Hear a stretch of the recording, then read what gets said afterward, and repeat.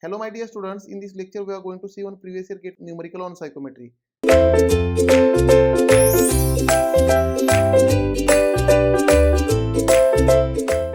This question was asked in GATE 2005 for 1 mark. This question is based on the psychometry. The question is, for a typical sample of ambient air at 30 degrees Celsius and 75% relative humidity and saturation atmospheric pressure. Now here my dear students, they have given dry bulb temperature is 30 degrees Celsius, relative humidity is 75% and saturated atmospheric pressure. Now my dear students, they have not printed here saturated atmospheric pressure. Here for this question, write down in given data. They have provided saturation atmospheric pressure as this value is 0.05628 bar. This is the given data, right? By mistake, it is a printing mistake, they have not provided this value, right? Now the amount of moisture in kg per kg of dry air will be approximately. Kg per kg is nothing but specific humidity, means they are asking specific humidity in kg per kg of dry air, right?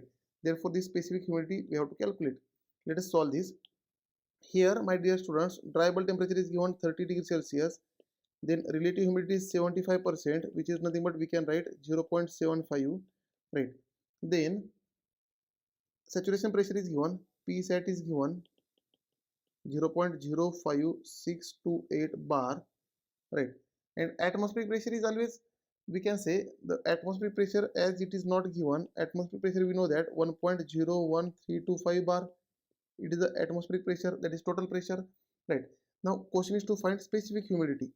Now let us find this. To find specific humidity, the formula for specific humidity is 0.622 PV divided by P atmosphere minus PV, which is nothing but mass of vapor divided by mass of dry air, kg per kg.